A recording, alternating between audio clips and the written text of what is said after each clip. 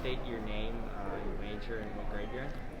My name is Giovanni Fernandez. I'm a first year's master's student in the Media and Information program here at MSU. Okay, nice to meet you, Giovanni. I'm Kaden. Would you tell us your thoughts on what's going on in Russia and Ukraine right now? Yeah, definitely scary to see larger world powers being able to do what they want when they want to. As a European citizen, I definitely fear for what more can come from it, especially, injustice anywhere is injustice everywhere. So it's scary to see people's rights being encroached on like that. Cool. Where are you from in Europe? I'm from Spain. Cool. So there's been different sanctions that have been put on Russia. Do you think there's anything else that NATO and the United States can do to work together to have this crisis come to an end?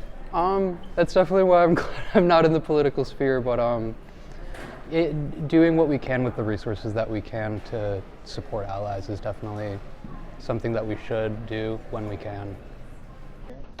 Bryce Duran, studying criminal justice. I'm a sophomore here. Cool, Bryce.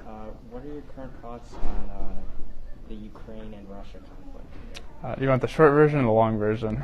Long version, please. So I've been following it for a while, and it's really interests me seeing the development from the buildup of Russian troops last April, starting into this year, more so in the past couple months. I think that Russia has met more opposition than they believed, although they're still holding many forces in reserve.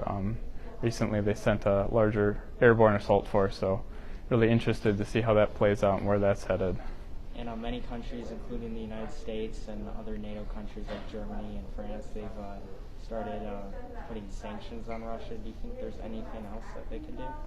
I think along with increased sanctions and removing Russian banks from the worldwide system, I think they need to be sending more lethal aid. I know Finland and Switzerland, who are historically neutral in these matters, have announced more lethal aid going to Ukraine. I think that'll go a long way in their conflict. Yes. My name is Ruthie, R-U-T-H-I-E, Riethmeier, R-I-E-T-H-M-E-I-E-R, and I'm a first year, and I'm a business preference. Awesome. What are your current thoughts on what's going on in Russia and Ukraine right now? It's really big in the news right now. Yes, I think it's really unfortunate and upsetting in many different ways.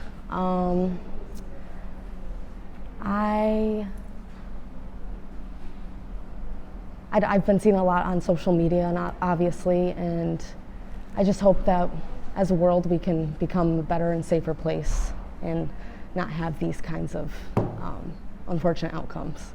Yeah, I totally agree. Many countries, including the United States, they're trying to work with NATO and Ukraine on giving Russia these sanctions so that this conflict can come to an end. Do you think that's the right decision, or could we be doing more to make sure it comes to an end? I feel like you can always be doing more, but I feel, sorry, this is a hard question. I'm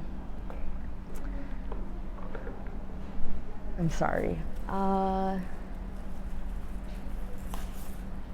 think whatever the United States is trying to do will help it a little bit, but there's definitely more that could be done. All right. Yeah. Thank you very much. Yeah.